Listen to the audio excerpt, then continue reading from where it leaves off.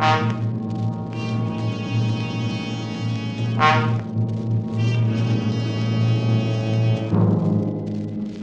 are alone in the dark forest, and behind you somewhere is the werewolf waiting to drink your blood. And you desperately desire the impossible, to escape.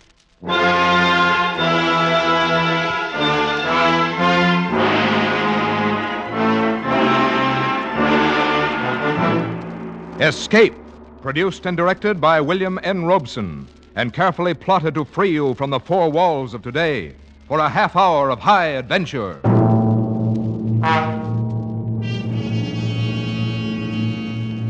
Tonight we escape to the backward world of Eastern Europe, where ancient superstitions still live in the minds of men. Tonight we escape with Jeffrey Household's grim story, Taboo.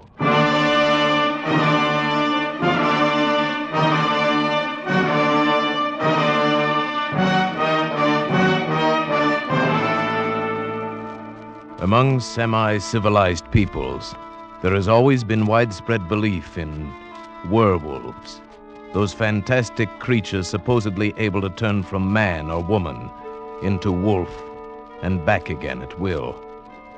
This belief is still widespread among the simple folk of eastern Hungary, in the district around Zweibergen, high in the gloomy Carpathian Mountains, and I must admit not without some reason.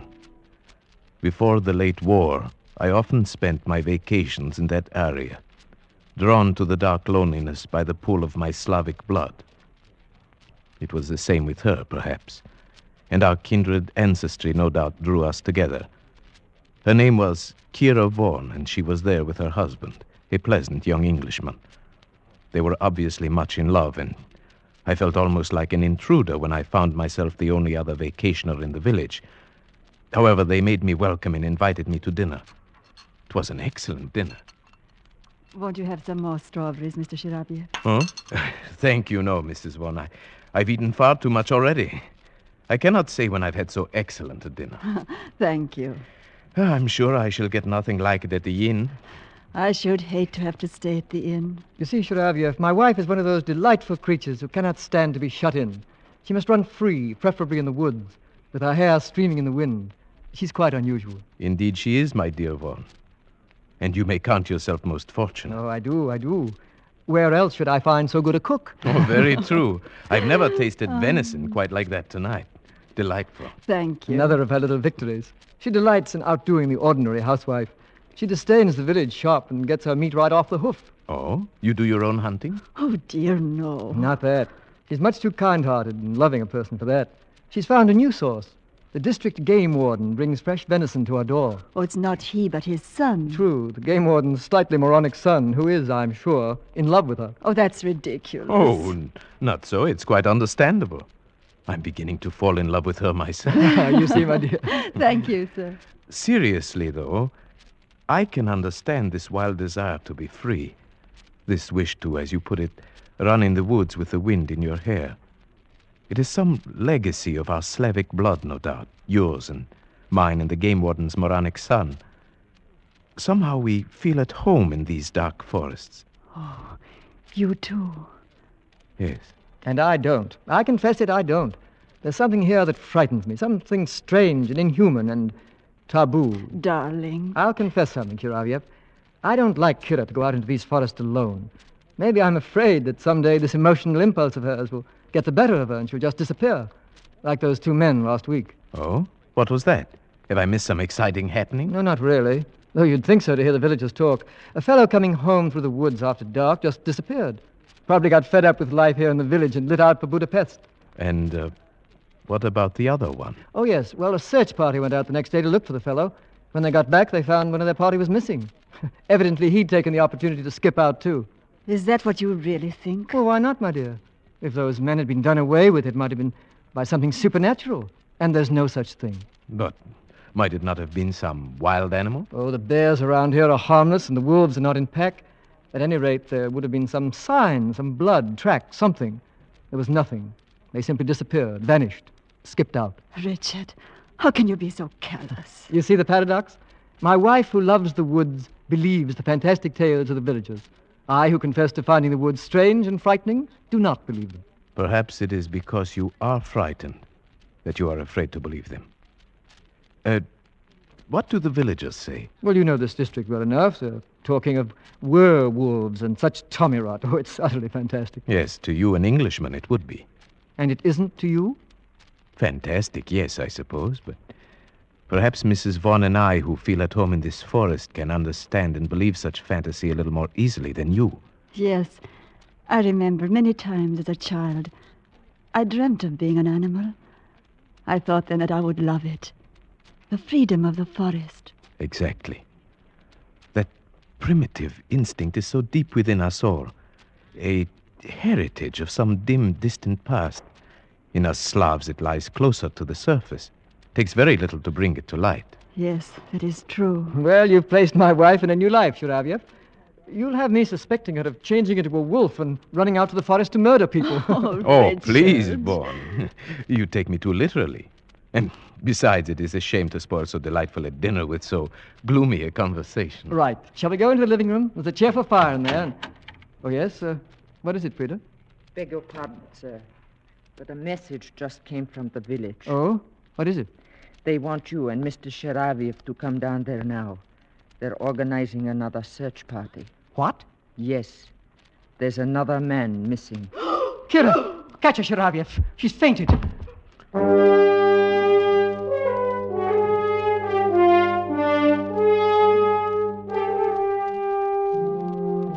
It was only then I realized that these people were under a terrible tension. I was to learn very quickly that the whole village shared it.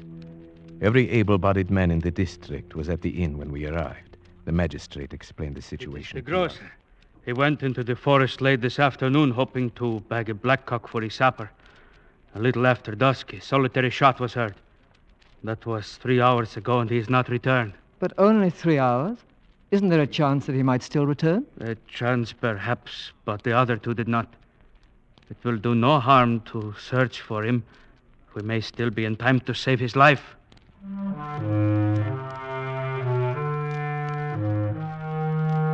We searched most of the night, and then next morning, Vaughn and I went out again. We climbed to my favorite spot for hunting blackcock, then followed the trail down to the village, the trail the missing grocer would have taken. I was beginning to be a little exasperated at Vaughn. He seemed to be so casual and uninterested, as if he were convinced that this one too had merely skipped out. But I underestimated him.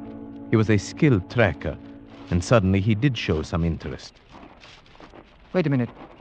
Someone has turned aside from the path here. Hmm? He was in a hurry. I wonder why. I think you are right. There are some broken branches. Why? Why here? It's hardly likely anyone would go plunging into that thicket unless he had a reason. Wait. See that big white rock behind the thicket? When you're being followed, it's comforting to have a clear space around you.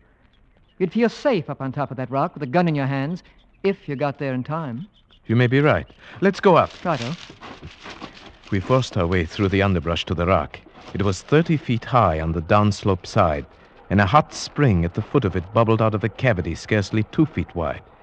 We made our way up to the slope, around it, and came out on top. There was nothing there except for some ivy in the cracks, and one small, stunted tree. Aha! Look at that. Where? The tree. The entire base has been shattered by a charge at close quarters. Perhaps that was the shot that was heard. Oh, you're right, it must be. They say there is always a tree between you and it. What do you mean, it? The werewolf. Well, this must have been a baby one then. That mark is only 6 inches off the ground. No. I think the man's gun went off as he fell. Perhaps he was followed too close as he scrambled up. About here would be where his body would have fallen. Do you see anything? I don't. No blood stain. Yeah, wait. Look here. Oh, but it's just a tiny spot. Well, it's enough. It's blood, all right. And something more. A tiny bit of tissue. Let me see. Yes. Brain tissue. It must have come from a deep wound in the skull. made by something like an arrow or a bird's beak, or maybe even a sharp tooth. Mm-hmm. But where's the body? There is absolutely no other sign. No evidence of its being dragged off anywhere. No, I can't see any either. It's very strange. But at least we know one thing, Vaughn. This man did not just skip out. This man was dead or dying.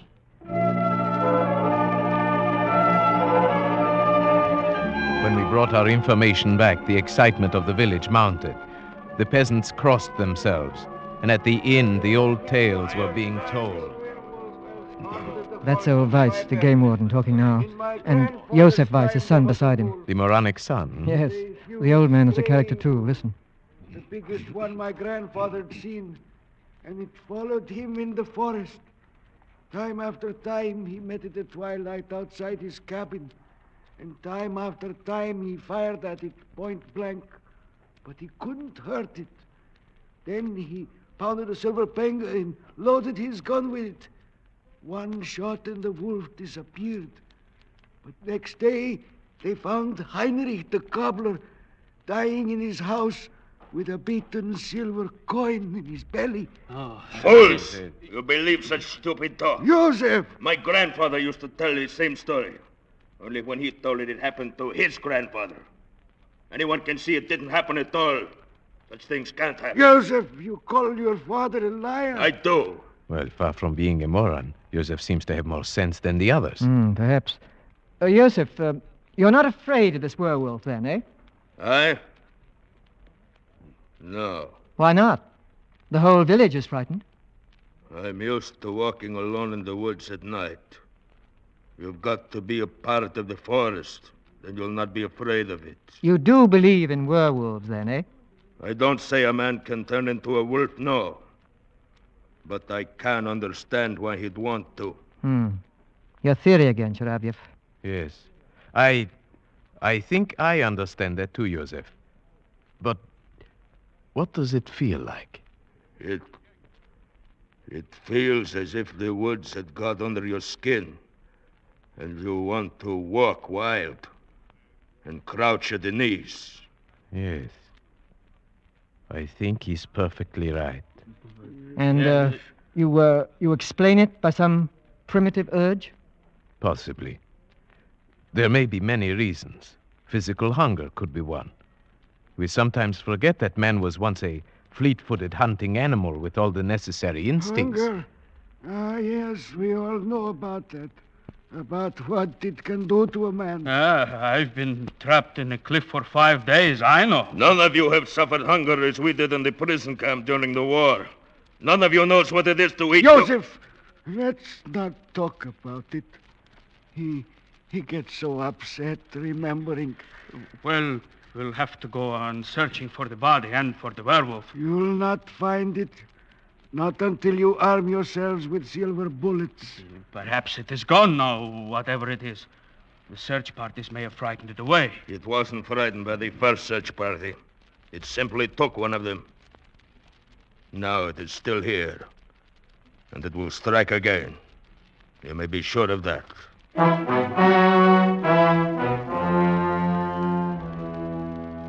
The whole village believed that Josef Weiss was right. They traveled in the woods by twos now. No one went alone. For a week, village life was disrupted. The men beat the forest, the women tried to comfort each other. Kira wore herself out trying to be useful. The village women could not help loving her. But there was something else. Something strange. One day I spoke to Frida, the maid, about it. Yes, she is a strange one, Mr. Sharivia. Even I have seen her going out to walk alone in the woods at twilight. The women in the village think she is possessed. What do you mean, possessed? I hesitate to say, sir. Come, tell me. They are beginning to say sometimes the werewolf can be a woman.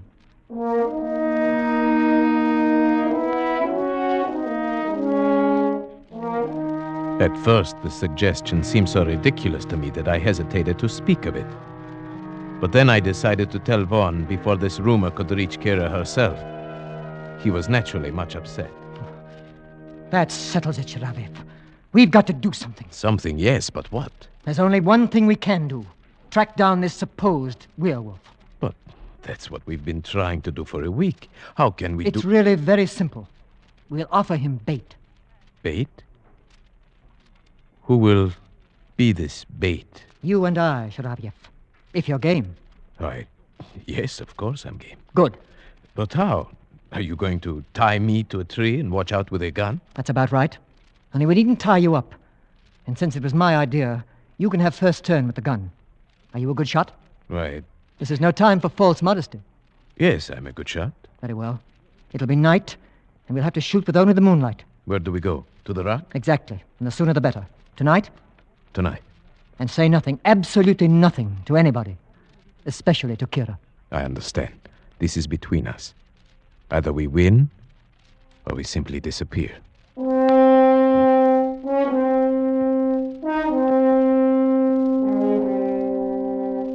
It was difficult getting away without telling Kira what we were going to do. She seemed to sense that something was wrong, and she sat staring after us with strange, angry eyes. In the village, Vaughn and I parted and made our ways to the rock separately. I reached there first and settled myself on top of the rock, almost covered by the ivy, the gun across my knees. Presently, Vaughn appeared on the path, and I gave the signal that I was there and ready.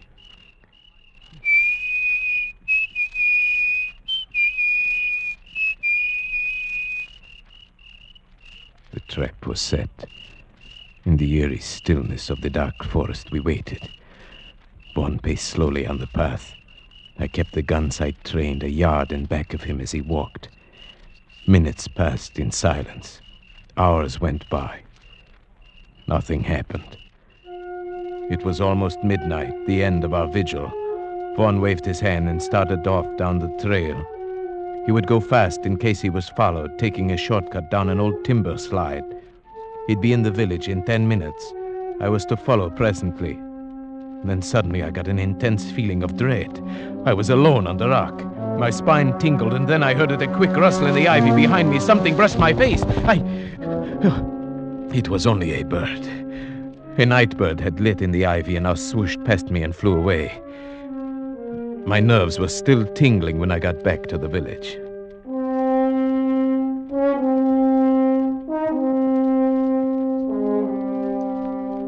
Next day, when I went to see Vaughn, he gave me a warning glance. Kira was suspicious. I could see the question in her eyes when she greeted me. So, here is the other culprit.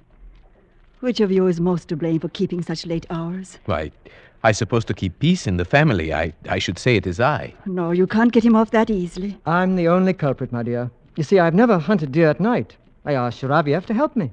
I suppose you shoot the poor things while they sleep. Oh, no, while they're having their dinner, if possible. You're cruel and heartless, both of you. Oh, it's no use letting her start an argument, Sharavyev. I'll go get us a drink. Oh, yes, thank you. I'd like that. Why do you look at me like that? Was the hunting good last night? No, not very. We didn't get anything, as you see. I'm afraid you'll still have to depend upon Joseph for your venison. Where did you hunt? Why, simply in the forest. Nowhere in particular. You're not telling me the truth, are you? My dear, I don't know what you're thinking, but I assure Oh, never mind. I suppose it is best I don't know. But take care of him, please. Of course I will. If anything should happen to him. But what could happen? You know. You understand these things.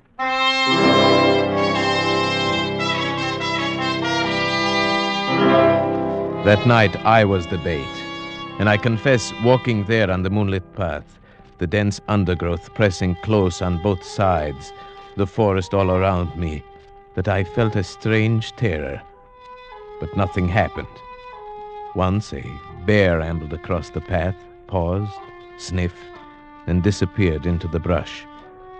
Then a little later I thought I saw a flicker of white in the clearing below, but it never reappeared, and I decided it must have been a ripple of grass in the moonlight. At midnight, we returned to the village, and I was beginning to wonder if our trap would ever be sprung. We must keep on, Sharavyev. I have a feeling that Tomorrow night, perhaps, or the next night. I'm game as long as you are, but so far we've only lost sleep. I've got to keep on. Have you forgotten about Kira? The things they're saying about her? No, of course not, but surely these people would not do anything to her. It's not that. It's what it might do to her spirit if she were to hear those insane rumors. She's so sensitive. I don't like to think about it. Then, shall we go out again tomorrow night? Yes. You must come to dinner, though, first. Weiss is bringing down more venison. Kira will want you to come. All right. Till tomorrow night, then.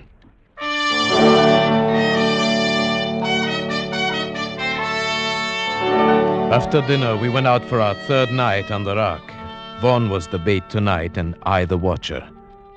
The forest was alive with sound. A deer coughed. The bear came ambling back as woolly and harmless as a dog.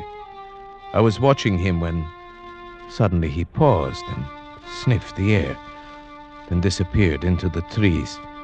The animal sounds quieted one by one, and a tense stillness fell over the forest. My hand tightened on the gun, and suddenly I saw it. That flicker of white moving fast through the trees. It was coming up the path toward Vaughn, a soft, bulky white blur, coming surprisingly fast. Vaughn's back was turned. He did not see it. My finger tightened on the trigger. It was only a few yards away when he turned. Kira! I started to press the trigger. No, Sheriff, no! Richard. Kira, what are you doing here? Oh, darling, I was looking for you. I looked last night, too. Oh, Richard. Kira, you shouldn't have. It was foolish, terribly foolish. Richard, there was something after me. I know it. That's why I was running. Kira, you shouldn't be out here alone. But what about you? Where's Chiraviev? He's up there on the rock, covering me with his rifle. I'm perfectly safe. I'll show you. I'll hold out my handkerchief like this. Now, Chiraviev, put a hole in that. I stared for a moment at the white square of handkerchief, then at the white of her coat. My lips were dry.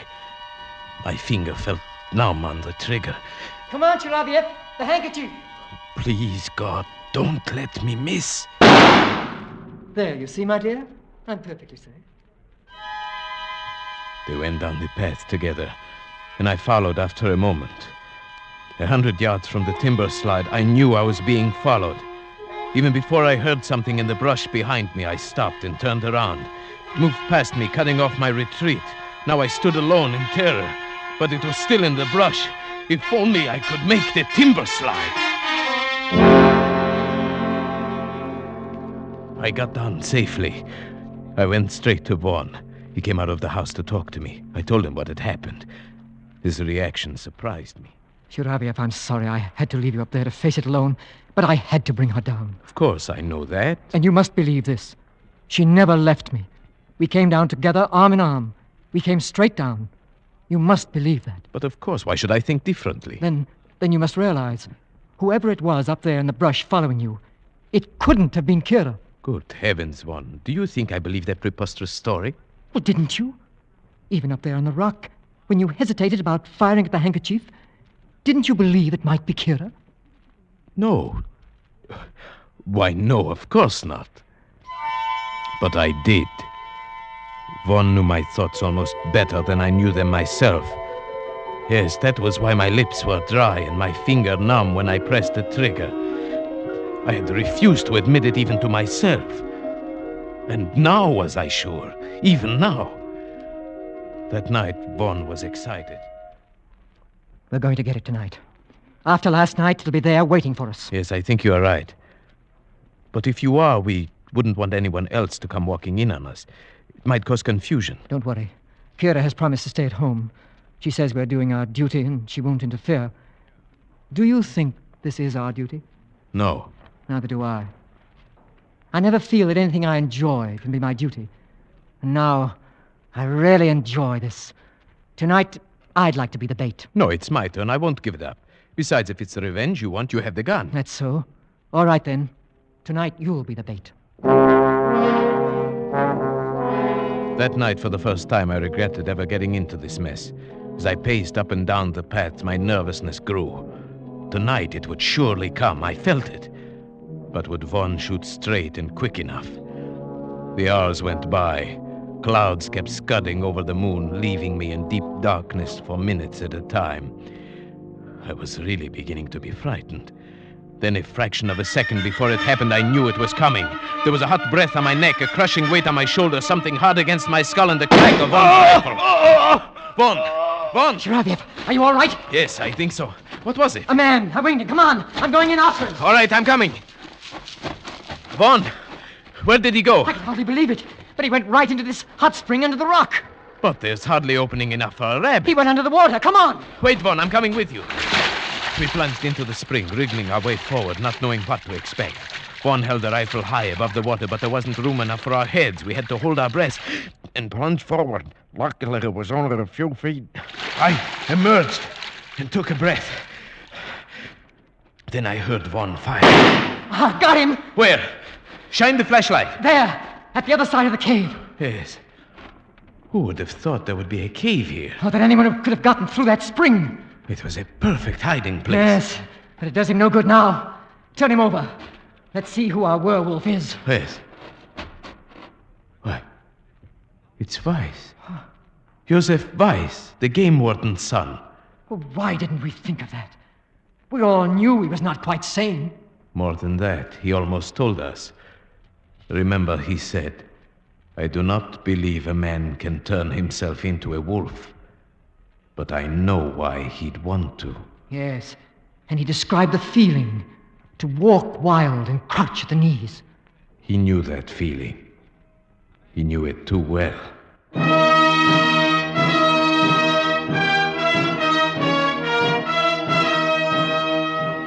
Beside Joseph Weiss, we found a murder weapon. It was a patented animal killer, a heavy iron muzzle that gripped the scalp, a heavy spike that was released by a spring. His hiding place was even more perfect than we had supposed. When the magistrate investigated, he found a passage from that cave which led underground for more than a mile, and finally to the game warden's house, where a ladder led into his cellar. Undoubtedly, Weiss found that dry underground river one day and realized he could use it. Perhaps that is what caused his mind to snap. Yes, it released a long pent-up spring in him, like that weapon he used. He saw that he could run in the woods like an animal, disappearing and reappearing with perfect safety. It even offered a place to bury his victims without a trace. And so your theory proved correct, that there's a murderous, primitive instinct lurking in some people. Yes. Well, it's all explained excepting what he did with the bodies. It would serve no useful purpose to speculate on that now. Yes, I suppose you're right. Kira, you haven't said anything. Why did you have to shoot him? Kira, he was a murderer. He tried to murder Sharavyev. Is it murder when a wolf kills? A dumb animal? Frightened of intruders? Kira! You understand what I mean, don't you, Sharavyev? You understood that night when you shot the handkerchief, just as I have. It might have happened to any of us, you see. Kira, what do you mean? Take me away from here, Richard. Just take me away quickly.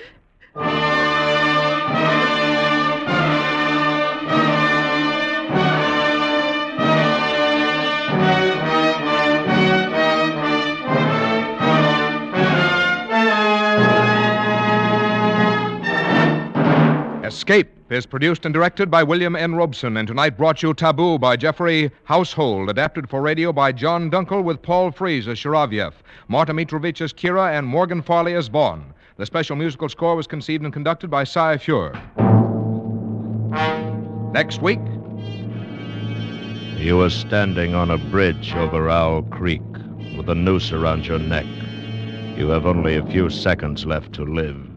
A few seconds left to plan your escape. Next week, we escape with Ambrose Bierce's famous story, An Occurrence at Owl Creek Bridge. Good night, then, until the same time next week when we again offer you Escape. This is CBS, the Columbia Broadcasting System.